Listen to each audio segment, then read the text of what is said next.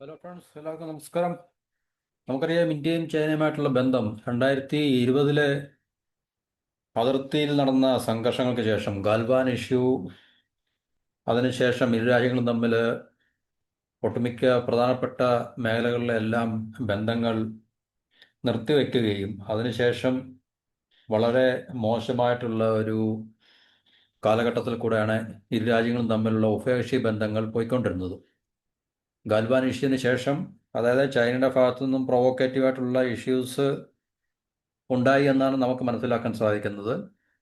ഇപ്പോഴും പല റിപ്പോർട്ടുകൾ കൂടെ നമുക്ക് മനസ്സിലാക്കാൻ സാധിക്കുന്നത്, ചൈന നമ്മളുടെ പല ഭാഗങ്ങളും എൻക്രോച്ച് ചെയ്ത് നുഴഞ്ഞു കയറി അതിർത്തി മാന്തി അവരുടെ കൈവശം വെച്ചിട്ടുണ്ട് എന്നാണ് പല റിപ്പോർട്ടുകൾ പറയുന്നത്. പക്ഷേ കേന്ദ്ര ഗവൺമെൻറ് ഭാഗത്തുനിന്ന് അത്രയ്ക്ക് ഒരു എന്താണ് പറയുന്നത്, അങ്ങനൊരു അതിനെക്കുറിച്ച് കൃത്യമായിട്ടുള്ളൊരു പ്രസ്താവനയോ അല്ലെങ്കിൽ മറ്റു രീതിയിലുള്ള വിവരണമൊന്നും ഇതുവരെ ഉണ്ടായിട്ടില്ല. അപ്പോൾ ഈ കഴിഞ്ഞ കുറേ കാലമായിട്ട് ഇരു രാജ്യങ്ങളും തമ്മിൽ ബന്ധങ്ങൾ കൂടുതൽ എന്താണ് പറയുന്നത്, നോർമലൈസ് ചെയ്യാൻ വേണ്ടി ശ്രമിക്കുകയും അതിൻ്റെ ഫലമായിട്ട് പല സുപ്രധാനമായിട്ടുള്ള തീരുമാനങ്ങൾ എടുക്കുകയൊക്കെ തന്നെ ചെയ്തിട്ടുണ്ട്. അപ്പം ഏകദേശം റിലേഷൻസ് എന്ന് പറയുമ്പോൾ ഇന്ത്യയും ചൈനയും തമ്മിലുള്ള വാണിജ്യ ബന്ധങ്ങൾ മാത്രമേ ഉള്ളൂ കണക്കിലെടുക്കുന്നത്.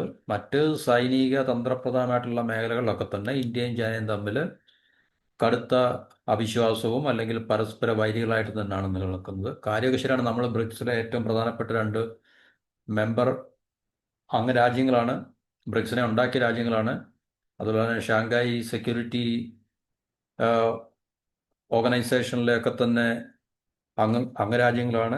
എന്നിരുന്നാൽ തന്നെയും ഇന്ത്യയും ചൈനയും തമ്മിൽ കടുത്ത കോമ്പറ്റീഷൻ ഉണ്ട്. നമ്മൾ ശരിക്കും പറഞ്ഞു കഴിഞ്ഞാൽ ഇന്ത്യയുടെ ഒരു അഡ്വേഴ്സറി അല്ലെങ്കിൽ എനിമിയാണ് ചൈന. ഇന്ത്യയുടെ നമ്പർ വൺ എനിമിയാണ് ചൈന. പാകിസ്ഥാനേക്കാളിലും ഉപരിയായിട്ട്, എന്ന് വെച്ചാൽ പാകിസ്ഥാൻ ഏറ്റവും കൂടുതൽ ഇന്നത്തെ സമയത്ത് അമേരിക്കയിൽ നിന്ന് അവർക്ക് പണ്ട് കിട്ടിക്കൊണ്ടിരുന്ന അതേ തരത്തിലുള്ള എല്ലാ സഹായങ്ങളും ചൈനയിൽ നിന്ന് അവർക്ക് കിട്ടുന്നുണ്ട്. ഓപ്പറേഷൻ സിന്ദൂർ സമയത്തൊക്കെ നമ്മളത് കണ്ടതാണ്. എന്നിരുന്നാലും വാണിജ്യ സമ്പദ് മേഖലയിൽ, സാമ്പത്തിക മേഖലയിലൊക്കെ തന്നെ, അല്ലെങ്കിൽ വാണിജ്യത്തിൻ്റെയും കച്ചവടത്തിൻ്റെയൊക്കെ മേഖലയിലുള്ള ബന്ധങ്ങളാണ് ഇപ്പോൾ കൂടുതൽ നോർമലൈസ് ചെയ്യാൻ രാജ്യങ്ങളും ശ്രമിക്കുന്നത്. മറ്റ് മേഖലകളിൽ നമുക്കറിയാം, ഒരു രീതിയിലും ഇന്ത്യയും ചൈനയും തമ്മിൽ ഒരു റിക്കൺസിലിയേഷൻ അല്ലെങ്കിൽ ഒരു രീതിയിലും ഒരു കോംപ്രമൈസിൻ്റെ ഒരു പാത സ്വീകരിക്കാൻ രാജ്യങ്ങൾക്കും കഴിയില്ല. ഇനി ഇന്ത്യ അതിന് തയ്യാറാണെങ്കിൽ തന്നെ ചൈന ഒട്ടുമേ അതിന് തയ്യാറാകത്തുമില്ല. നമുക്കറിയാം, പിന്നിൽ നിന്ന് വളരെ ശക്തമായി കുത്താൻ അറിയുന്ന അല്ലെങ്കിൽ കഴിയുന്ന ഒരു രാജ്യമാണ് പാകിസ്ഥാനേക്കാളിലും കൂടുതൽ ചൈന എന്നുള്ളൊരു യാഥാർത്ഥ്യവും ഇന്ത്യക്കറിയാം, നമ്മൾക്കറിയാം.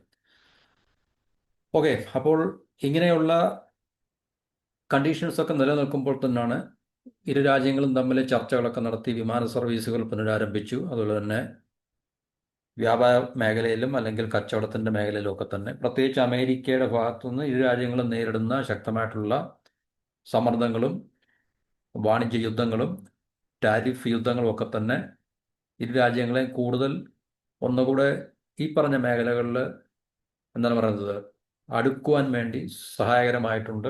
അത് ഇരു രാജ്യങ്ങൾക്കും, അത് റഷ്യ ഉൾപ്പെടെയുള്ള രാജ്യങ്ങൾക്ക് വളരെ അത്യാവശ്യമാണ് താൻ. അതുകൊണ്ട് തന്നെയാണ് ഈ ഒരു മാറ്റം എന്ന് നമുക്ക് കൃത്യമായിട്ട് മനസ്സിലാക്കാൻ സാധിക്കും. അപ്പോൾ ഇതിനകത്തിൽ ഈ നീതി ആയോഗ് എന്ന് പറയുന്നത് നമ്മളുടെ ഇന്നത്തെ എന്നുവെച്ചാൽ പ്ലാനിംഗ് കമ്മീഷനെ മാറ്റി മോഡി വന്നതിന് ശേഷമാണല്ലോ നീതി ആയോഗ് എന്ന് പറയുന്ന ഒരു തിങ്ക് ടാങ്ക് അല്ലെങ്കിൽ അഡ്വൈസറി ബോഡി സ്ഥാപിച്ചത്.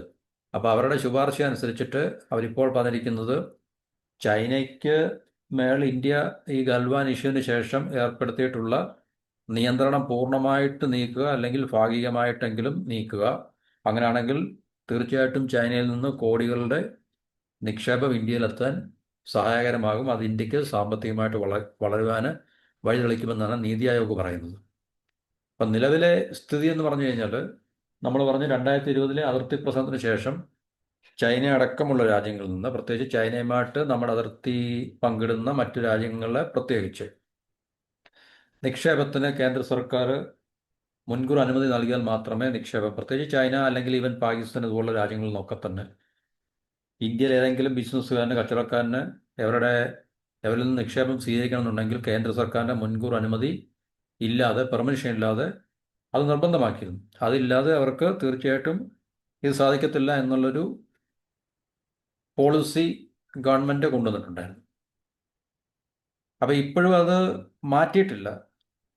ആഭ്യന്തര വിദേശകാര്യ മന്ത്രാലയങ്ങളുടെ മുൻകൂർ അനുമതി ഇപ്പോഴും ഈ പറഞ്ഞ ചൈനയിൽ നിന്നും അല്ലെങ്കിൽ പാകിസ്ഥാനിൽ നിന്നൊക്കെയുള്ള കമ്പനികളിൽ നിന്ന് നിക്ഷേപം സ്വീകരിക്കുവാൻ ഇവിടെ നമ്മുടെ ഹോം മിനിസ്ട്രിയുടെയും എക്സ്റ്റേണൽ അഫയേഴ്സ് മിനിസ്ട്രിയുടെയൊക്കെ മുൻകൂർ അനുമതി പെർമിഷൻ വളരെ അത്യാവശ്യമാണ്. കാരണം അതിനെയൊക്കെ സ്ക്രീൻ ചെയ്തിട്ടും കമ്പനികളെയൊക്കെ സൂപ്പർവൈസ് ചെയ്തിട്ടും ഒക്കെ മാത്രമേ നിക്ഷേപത്തിനുള്ള പെർമിഷൻ കൊടുക്കത്തുള്ളൂ. അപ്പോൾ ഒത്തിരി ചൈനീസ് കമ്പനികൾ മുന്നോട്ട് വരുന്നുണ്ട് നിക്ഷേപം നടത്താൻ. കാരണം ഇന്ത്യ വളരെ ലുക്രേറ്റീവ് ആയിട്ടുള്ള വളരെ പ്രോഫിറ്റബിൾ ആയിട്ടുള്ള ഒരു മാർക്കറ്റ് ആയതുകൊണ്ട് തീർച്ചയായിട്ടും അവർക്ക് ഈ പറഞ്ഞ ഒരു എന്താണ് പറയുക, പൊന്മുട്ട ഇടുന്ന താറാവിനെ ഉപേക്ഷിക്കാൻ അല്ലെങ്കിൽ വേണ്ടെന്ന് വെക്കാൻ അവർക്ക് പറ്റത്തില്ല. അപ്പോൾ ഒത്തിരി കമ്പനികൾ ചൈനയിൽ നിന്ന് മുന്നോട്ട് നിക്ഷേപിക്കുവാൻ വേണ്ടി ഇൻവെസ്റ്റ് ചെയ്യാൻ വേണ്ടി വരുന്നുണ്ടെങ്കിൽ തന്നെയും കേന്ദ്ര ഗവൺമെൻറ് പല തന്ത്രപരമായിട്ടുള്ള കാരണങ്ങളാൽ അതിന് അനുമതി നൽകിയിരുന്നില്ല.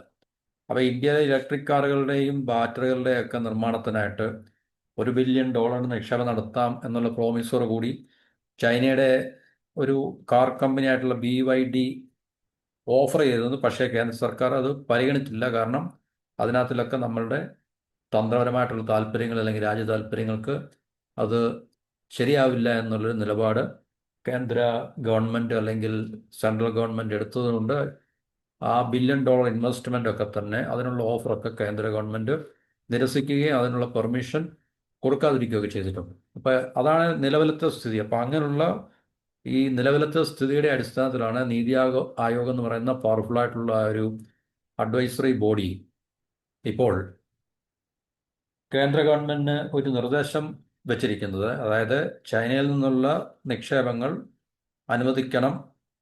അത് ഒരു വിദഗ്ധ സമിതി അല്ലെങ്കിൽ ഒരു എക്സ്പേർട്ട് ഗ്രൂപ്പിൻ്റെ ശുപാർശ അനുസരിച്ചാണ്, റെക്കമെൻഡേഷനാണ്. അത് ഗവൺമെൻറ് സ്വീകരിക്കണമെന്ന് വേണ്ട എന്നുള്ളത് ഗവൺമെൻറ്റിൻ്റെ നിലപാടാണ് ശരിക്കും പറഞ്ഞു കഴിഞ്ഞാൽ. അപ്പോൾ നീതി ആയോഗ് അംഗമായിട്ടുള്ള രാജീവ് ഗൗബ ആണ് അതിൻ്റെ തലവൻ, എക്സ്പേർട്ട് കമ്മിറ്റിയുടെ അല്ലെങ്കിൽ വിദഗ്ധ സമിതിയുടെ. അദ്ദേഹമാണ് കേന്ദ്ര സർക്കാരിന് ഈ റെക്കമെൻഡേഷൻ നൽകിയിരിക്കുന്നത്. ഒന്നുകിൽ പൂർണ്ണമായിട്ട് മാറ്റണം അല്ലെങ്കിൽ ഭാഗികമായിട്ട് മാറ്റുക, അതിന് ഇളവുകൾ വരുത്തുക. നിർദ്ദേശങ്ങൾ പരിഗണിച്ച് ഡിസംബർ 31 ഒരു തീരുമാനമെടുക്കണമെന്ന് ഗവൺമെൻറ് സജസ്റ്റ് ചെയ്തിട്ടുണ്ട്. കാരണം ഇവരൊരു അഡ്വൈസറി ബോഡിയാണ് അല്ലെങ്കിൽ അഡ്വൈസറി കമ്മിറ്റിയാണ് നീതി ആയോഗ് എന്ന് പറയുന്നത്. അപ്പോൾ ഗവൺമെൻറ്റിന് കൂടുതൽ പ്രൈവറ്റൈസേഷൻ, സ്വകാര്യവൽക്കരണത്തിന് വേണ്ടി ഗവൺമെൻറ്റിനെ സഹായിക്കുന്നതിന് വേണ്ടിയുള്ള ചില ടോപ്പ് എന്താണ് പറയുന്നത് എക്സ്പേർട്ടായിട്ടുള്ള ടെക്നോക്രാറ്റ്സിനെ ഉൾപ്പെടുത്തി ഉണ്ടാക്കിയിട്ടുള്ളതാണ് നീതി ആയോഗ് എന്ന് പറയുന്നത്. അപ്പോൾ നമുക്കറിയാം ഇന്ത്യയിൽ ഇപ്പോൾ ബാങ്കുകളുടെയും അല്ലെങ്കിൽ ഇൻഷുറൻസിൻ്റെ ഒക്കെ തന്നെ സ്വകാര്യവൽക്കരണമൊക്കെ തന്നെ വളരെ എളുപ്പത്തിൽ നടന്നുകൊണ്ടിരിക്കുകയാണ്. അപ്പോൾ ഇതൊക്കെ തന്നെ നീതി ആയോഗ് എന്ന് പറയുന്ന ഒരു അഡ്വൈസറി അല്ലെങ്കിൽ എക്സ്പേർട്ട് ബോഡിയുടെ നിർദ്ദേശപ്രകാരമാണ് ഇതെല്ലാം ചെയ്യുന്നത് എന്നുള്ളത് നമുക്ക് അറിയാൻ സാധിക്കും. അപ്പോൾ ഇങ്ങനെ ഡിസംബർ 31 ഒരു തീരുമാനമെടുക്കുന്നതായിരിക്കും ഉചിതം എന്നാണ് ഈ പറഞ്ഞ വിദഗ്ധ സമിതി ഗവൺമെൻറ്റിന് നിർദ്ദേശം കൊടുത്തിട്ടുള്ളതെന്നാണ് റിപ്പോർട്ട് പറയുന്നത്. അതിന് department four promotion of industry and trade അവരാണ് ഈ പറഞ്ഞ വിഷയത്തിൽ തീരുമാനമെടുക്കേണ്ടത്. അത് ഗവൺമെൻറ് ഒരു പവർഫുള്ളായിട്ടുള്ളൊരു ഡിപ്പാർട്ട്മെൻറ്റാണ്, ഒരു ബോഡിയാണ്. അപ്പോൾ ഇക്കാര്യത്തിൽ ഗവൺമെൻറ് അനുകൂലമായിട്ടുള്ള തീരുമാനം എടുക്കുകയാണെങ്കിൽ ചൈനയിൽ നിന്നും കോടിക്കണക്കിന് ബില്യൺസ് ഓഫ് ഡോളേഴ്സിൻ്റെ ഈ നിക്ഷേപങ്ങൾ ഇന്ത്യയിലേക്ക് എത്തുമെന്ന് ഈ റിപ്പോർട്ട് സൂചിപ്പിക്കുന്നുണ്ട്.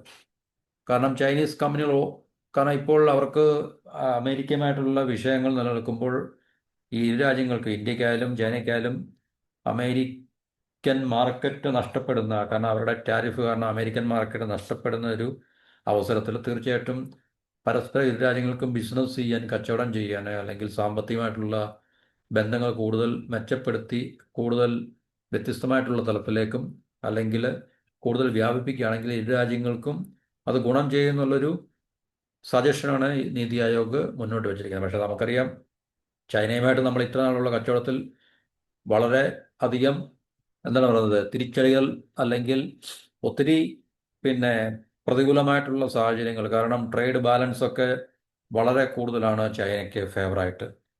100 ബില്യന് മേളിലാണ് ട്രേഡ് ഇംബാലൻസ് ശരിക്കും പറഞ്ഞു കഴിഞ്ഞാൽ. എന്നുവെച്ചാൽ ഇന്ത്യ ഇമ്പോർട്ട് ചെയ്യുന്നതും എക്സ്പോർട്ട് ചെയ്യുന്നതും തമ്മിലുള്ള വ്യത്യാസമാണ്. അപ്പോൾ അതുകൊണ്ട് തീർച്ചയായിട്ടും ചൈനയുമായിട്ടുള്ള ട്രേഡിൽ ഇന്ത്യക്ക് പറയത്തക്ക വലിയ പ്രയോജനങ്ങളൊന്നും ഇതുവരെ ഉണ്ടാക്കിയെടുക്കുവാൻ നമുക്ക് കഴിഞ്ഞിട്ടില്ല. എന്നുവെച്ചാൽ ചൈനയുടെ ഈ പറഞ്ഞ മാനുഫാക്ചറിങ് ആ ഒരു അപ്രമാദിത്വത്തെ നമുക്ക് വെല്ലുവിളിക്കാനോ അല്ലെങ്കിൽ കൂടുതൽ ഉൽപ്പന്നങ്ങൾ ഈ ചൈനയിലേക്ക് കയറ്റി അയക്കാനൊന്നും ഇന്ത്യക്ക് ഇതിൽ സാധിച്ചിട്ടില്ല. അതിന് ചൈന ഇതിൽ സമ്മതിച്ചിട്ടില്ല എന്നുള്ളതാണ് ഏറ്റവും പ്രധാനപ്പെട്ട ഒരു കാരണം എന്നത്. ഇപ്പോൾ രണ്ട് നിർദ്ദേശങ്ങൾ അല്ലെങ്കിൽ രണ്ട് റെക്കമെൻഡേഷൻസ് സജഷൻസ് ആണ് ഗവൺമെൻറ് വെച്ചിട്ടുള്ളത്. ഒന്ന്, ചൈനയുടെ കമ്പനികൾക്ക് ഇന്ത്യയിൽ നേരിട്ട് നിക്ഷേപം നടത്തുന്നതിൽ ഇപ്പോൾ ഏർപ്പെട്ടിരിക്കുന്ന വിലക്കുകൾ പൂർണ്ണമായിട്ടും പിൻവലിക്കുക. അത് ഗവൺമെൻറ് പെർമിഷൻ ഉണ്ടെങ്കിൽ മാത്രമേ പറ്റുള്ളൂ നമ്മൾ പറഞ്ഞു. പ്രത്യേകിച്ച് ഹോം മിനിസ്ട്രിയുടെയും മിനിസ്ട്രി ഓഫ് എക്സ്റ്റേണൽ അഫയേഴ്സ് വിദേശകാര്യ മന്ത്രാലയത്തിൻ്റെയും പെർമിഷൻ ഇല്ലാതെ ഇപ്പോൾ ഒരു കമ്പനിക്കും നിക്ഷേപം നടത്താൻ സാധിക്കത്തില്ല. അതുപോലെ തന്നെ ഇന്ത്യൻ കമ്പനികളിൽ ചൈനീസ് കമ്പനികൾ ഇൻവെസ്റ്റ് ചെയ്യുകയാണെങ്കിൽ അവരുടെ ഇൻവെസ്റ്റ്മെൻറ്റ് 10% മുകളിൽ ആകാതെ, എന്നുവെച്ചാൽ 10%, മിനിമം 10%, 10% താഴെ ചൈനീസ് കമ്പനികൾക്ക് ഇൻവെസ്റ്റ് ചെയ്യാം. അപ്പോൾ അതിന് ഉള്ള അനുമതി നൽകാം. അതുകൊണ്ട് കുഴപ്പമൊന്നുമില്ല, രാജ്യത്തിന് അല്ലെങ്കിൽ രാജ്യ താല്പര്യത്തിന് അത് ഹാനി വരുത്തത്തില്ല എന്നാണ് രണ്ടാമത്തെ അവരുടെ നിർദ്ദേശം. ഇതൊക്കെ നമുക്ക് അറിയാം. നീതി ആയോഗ് എന്ന് പറഞ്ഞു കഴിഞ്ഞാൽ അത് ശരിക്കും പറഞ്ഞു കഴിഞ്ഞാൽ ഒരു അൺഎലക്റ്റഡ് ബോഡിയാണ്. ജനങ്ങളുടെ റെസ്പോൺസിബിലിറ്റി അക്കൗണ്ടബിലിറ്റി ഒന്നും ഇല്ലാത്തതാണ്. അവരാരുടെ താല്പര്യങ്ങളെ സംരക്ഷിക്കാനായിരിക്കും തീർച്ചയായിട്ടും നിർദ്ദേശങ്ങൾ മുന്നോട്ട് വെക്കുന്നതും അല്ലെങ്കിൽ അവരുടെ തീരുമാനങ്ങളൊക്കെ നമുക്കറിയാൻ പറ്റും. അവിടെ തീർച്ചയായിട്ടും ഈ ഒരു കാര്യത്തിലും ഇവർ ആരുടെ ഉപദേശങ്ങൾ അല്ലെങ്കിൽ വാക്കുകൾ കേട്ടായിരിക്കും ഇങ്ങനൊരു റെക്കമെൻഡേഷൻ ഗവൺമെൻറ്റിനോട് ചെയ്തത് എന്നുള്ള കാര്യം നമുക്ക് മനസ്സിലാക്കാൻ ഇതൊരു നോ ബ്രെയിനറാണ്. വലിയ ബുദ്ധിയുടെ ഒന്നും ആവശ്യമില്ല നമുക്ക് ശരിക്കും പറഞ്ഞാൽ. തന്ത്രപ്രധാനമല്ലാത്ത മേഖലകളിൽ ചൈനയടക്കം ഇന്ത്യയുമായിട്ട് കര അതിർത്തി പങ്കിടുന്ന രാജ്യങ്ങൾക്ക് 49% വരെ നിക്ഷേപം നടത്താം എന്നും സമിതി ഉപദേശിക്കുന്നുണ്ട്. ശരിക്കും പറഞ്ഞു കഴിഞ്ഞാൽ 49% എന്ന് പറഞ്ഞു കഴിഞ്ഞാൽ അത് മൈനോറിറ്റി ഉടമസ്ഥതാവകാശം, 51% ഭൂരിപക്ഷമാകുന്നത്. അപ്പം 49% പറഞ്ഞാൽ വളരെ മോശമായിട്ടുള്ള ഉടമസ്ഥതാവകാശമൊന്നുമല്ല, ശരിക്കും 2% വ്യത്യാസം മാത്രമേ ഉള്ളൂ. അപ്പം 49% വരെ ചൈനയിൽ നിന്നുള്ള കമ്പനികൾക്കും അതുപോലെ തന്നെ ഇന്ത്യയുമായിട്ട് കര അതിർത്തി പങ്കിടുന്ന, അത് ബംഗ്ലാദേശ് ആയാലും പാകിസ്ഥാൻ ആയാലും ഒക്കെ തന്നെ. പാകിസ്ഥാനായിരിക്കും ഉദ്ദേശിച്ചത്. പാകിസ്ഥാൻ പോലുള്ള രാജ്യങ്ങൾ അല്ലെങ്കിൽ ബംഗ്ലാദേശ് പോലുള്ള രാജ്യങ്ങൾക്ക് അവിടെ നിന്നുള്ള നിക്ഷേപകർക്ക് 49% വരെ ഇന്ത്യയിൽ ഇൻവെസ്റ്റ് ചെയ്യാം, അതിന് കുഴപ്പമൊന്നുമില്ല എന്നുള്ള റെക്കമെൻഡേഷനാണ് നീതി ആയോഗിൻ്റെ ഭാഗത്തുനിന്ന് രണ്ടാമതായിട്ടുള്ളത്. അപ്പോൾ പ്രധാനമായിട്ടും ചൈന ഫോക്കസ്ഡ് ആണ്. എന്നുവെച്ചാൽ ചൈനയിൽ നിന്ന് കൂടുതൽ ഇൻവെസ്റ്റ്മെൻറ്റ് നമുക്കാകാം, ചൈനയെ അതിന് അനുവദിക്കണം. ഇതുവരെ ഗവൺമെൻറ് തുടരുന്ന നിയന്ത്രണങ്ങൾ പൂർണ്ണമായിട്ടോ അല്ലെങ്കിൽ ഭാഗികമായിട്ടോ ഇളവുകൾ അനുവദിച്ച് അതിനെ മാറ്റിയെടുക്കുക എന്നുള്ളതാണ് നീതി ആയോഗ് മുന്നോട്ട് വെക്കുന്ന ചില നിർദ്ദേശങ്ങൾ. അപ്പോൾ അങ്ങനെ ആണെങ്കിൽ തീർച്ചയായിട്ടും ചൈനയിൽ നിന്നും നിക്ഷേപങ്ങൾ വരും, ചൈനയുടെ ടെക്നോളജി നമുക്ക് ലഭിക്കും. അങ്ങനെ നമുക്ക് നമ്മുടെ സമ്പദ് വ്യവസ്ഥയെ കൂടുതൽ വളർത്തിയെടുക്കാൻ സാധിക്കും എന്നുള്ളതാണ് നീതി ആയോഗ് എന്ന് പറയുന്ന ഒരു തിങ്ക് ടാങ്ക് ആണ്. അത് ശരിക്കും പറഞ്ഞാൽ ഗവൺമെൻറ്റിനെ അഡ്വൈസ് ചെയ്യാൻ വേണ്ടിയുള്ളൊരു അഡ്വൈസറി ബോഡിയാണ് ശരിക്കും പറഞ്ഞാൽ. അതിനകത്തിലെ ടെക്നോക്രാറ്റ്സ് ആണ്. ടെക്നോക്രാറ്റ്സ് എന്ന് പറഞ്ഞാൽ അവർക്ക് പൂർണ്ണമായിട്ടും പ്രൈവറ്റൈസേഷനാണ്, സ്വകാര്യവൽക്കരണമാണ്. മുതലാളിമാർക്ക് വേണ്ടി ഇന്ത്യയുടെ തന്ത്രപ്രധാനമായിട്ടുള്ള വിഭവങ്ങൾ, എന്നുവെച്ചാൽ ഗവൺമെൻറ്റിൻ്റെ പക്കൽ ഉള്ള പൊതുമേഖലാ സ്ഥാപനങ്ങൾ കൈയടക്കി വെച്ചിരിക്കുന്ന വിഭവങ്ങൾ അല്ലെങ്കിൽ ആ മേഖലകളെ സ്വകാര്യ മേഖലയ്ക്ക് വിട്ടുകൊടുക്കാൻ വേണ്ടി ഗവൺമെൻറ്റിനെ അഡ്വൈസ് ചെയ്യാൻ വേണ്ടി മോഡി ഗവൺമെൻറ് വന്നതിന് ശേഷം ഉണ്ടാക്കിയെടുത്തൊരു അഡ്വൈസറി ബോഡി അല്ലെങ്കിൽ ഒരു തിങ്ക് ടാങ്കാണ് നീതി ആയോഗ് എന്ന് പറയുന്നത്. അപ്പോൾ അവരുടെ നിർദ്ദേശപ്രകാരമാണ് ഇപ്പോൾ ഈ പറഞ്ഞ കാര്യങ്ങൾ ചൈനയുമായിട്ട് കൂടുതൽ ബിസിനസ് ചെയ്യുന്നതിലും അല്ലെങ്കിൽ ചൈനീസ് ഇൻവെസ്റ്റ്മെൻറ്റിന് അനുമതി കൊടുക്കുന്നതിലൊന്നും രാജ്യത്തിന് കുഴപ്പമൊന്നുമില്ല, അത് രാജ്യത്തിന് സഹായകരമായിരിക്കും, ഗുണകരമായിരിക്കും എന്ന് നീതി ആയോഗ് ഇപ്പോൾ ഗവൺമെൻറ് നിർദ്ദേശം കൊടുത്തിരിക്കുന്നത്. ഇപ്പോൾ ഗവൺമെൻറ് അത് അവർക്ക് നേരത്തെ ഇതുപോലെ നീതി ആയോഗ് പറഞ്ഞിരിക്കുന്ന ചില റെക്കമെൻഡേഷനൊന്നും ഗവൺമെൻറ് സ്വീകരിച്ചിട്ടില്ല. അപ്പം നിർദ്ദേശം നേരത്തെ പറഞ്ഞിട്ടുണ്ടായിരുന്നു ഇതുപോലുള്ള സമാനമായിട്ടുള്ള നിർദ്ദേശങ്ങളൊക്കെ തന്നെ. അപ്പോൾ മുൻകൂർ അനുമതികളില്ലാതെ ഇന്ത്യൻ കമ്പനികളിൽ കഴിഞ്ഞ ജൂലൈയിൽ അവർ സമർപ്പിച്ച ഇതുപോലുള്ള റെക്കമെൻഡേഷൻ അല്ലെങ്കിൽ എന്താണ് പറയുന്നത്, ഒരു സജഷനകത്തിൽ അവർ പറഞ്ഞിരിക്കുന്നത് 24% വരെ അനുമതിയില്ലാതെ, ഗവൺമെൻറ്റിൻ്റെ മുൻകൂർ അനുമതി ഇല്ലാതെ 24% വരെ നിക്ഷേപം നടത്താൻ അനുവദിക്കണമെന്നാണ് പറഞ്ഞിരിക്കുന്നത്. പക്ഷേ ഇക്കാര്യത്തിൽ ഗവൺമെൻറ് കാര്യമായിട്ടുള്ള തീരുമാനങ്ങളൊന്നും എടുത്തിട്ടില്ല, അത് അംഗീകരിച്ചിട്ടില്ല. അപ്പോൾ ഇരു രാജ്യങ്ങളും തമ്മിൽ മാസങ്ങളായിട്ടുള്ള ചർച്ചകൾ നടക്കുകയും അതിൻ്റെ ഫലമായിട്ട് ഇപ്പോൾ വിമാന സർവീസൊക്കെ പുനരാരംഭിച്ചതോടെയാണ് ഈ പറഞ്ഞ നിക്ഷേപത്തിന് മുകളിലുള്ള നിയന്ത്രണങ്ങൾ എടുത്ത് മാറ്റണമെന്ന് പിന്നെ നീതി ആയോഗ് ഗവൺമെൻറ്റിന് കൊടുത്ത റിപ്പോർട്ടിൽ അല്ലെങ്കിൽ റെക്കമെൻഡ് ചെയ്തിരിക്കുന്ന അങ്ങനെയുള്ള സജഷൻ മുമ്പോട്ട് വെച്ചിരിക്കുന്നത്. അപ്പോൾ ഇത് ഗവൺമെൻറ് സ്വീകരിക്കാൻ തയ്യാറാകുമെന്ന് നമുക്കറിയില്ല. പക്ഷേ അത് എന്തായാലും ഗവൺമെൻറ്റിൻ്റെ ഭാഗത്തുനിന്ന് ഒരു എന്താ പറയുന്നത്, ഒരു അപ്രൂവൽ ഇല്ലാതെ നീതി ആയോഗ് ഇങ്ങനൊരു സ്റ്റഡി അല്ലെങ്കിൽ ഇങ്ങനൊരു പഠനത്തിനോ അല്ലെങ്കിൽ ഇങ്ങനൊരു റെക്കമെൻഡേഷനോ മുതിരത്തില്ല എന്നുള്ളത് നമുക്ക് അറിയാം. കാരണം നീതി ആയോഗ് എന്ന് പറഞ്ഞാൽ ഗവൺമെൻറ്റിൻ്റെ തന്നെ, അവരുടെ തന്നെ ഇപ്പോൾ ഭരിക്കുന്ന ഗവൺമെൻറ്റിൻ്റെ തന്നെ ഒരു പാർട്ട് ആൻഡ് പാർസൽ ആയതുകൊണ്ട് തീർച്ചയായിട്ടും ഗവൺമെൻറ് അറിയാതെ ഇങ്ങനൊരു സ്റ്റഡി നടത്തുകയും ഇങ്ങനെ റെക്കമെൻഡേഷൻ നടത്താനുള്ള സാധ്യതയും ഇല്ല. ഇതൊരു പക്ഷേ ബാക്കിയുള്ളത് ധരിപ്പിക്കാനാണ് നീതി ആയോഗ് എന്ന് പറയുന്ന പവർഫുൾ എക്സ്പേർട്ട് ബോഡി അനുസരിച്ച് ഇങ്ങനെ ഗവൺമെൻറ്റിന് ഒരു തീരുമാനം അല്ലെങ്കിൽ നയപരമായിട്ടുള്ളൊരു നിലപാട് കൈക്കൊള്ളുന്നതിൽ തെറ്റൊന്നുമില്ല എന്ന് ധരിപ്പിക്കുന്നതിന് വേണ്ടി നീതി ആയോഗിൽ കൂടെ ഒരു റെക്കമെൻഡേഷനോ അല്ലെങ്കിൽ ഒരു സജഷനോ നേടിയെടുത്തു എന്നുള്ളതാണ് നമുക്ക് മനസ്സിലാക്കാൻ സാധിക്കുന്നത്.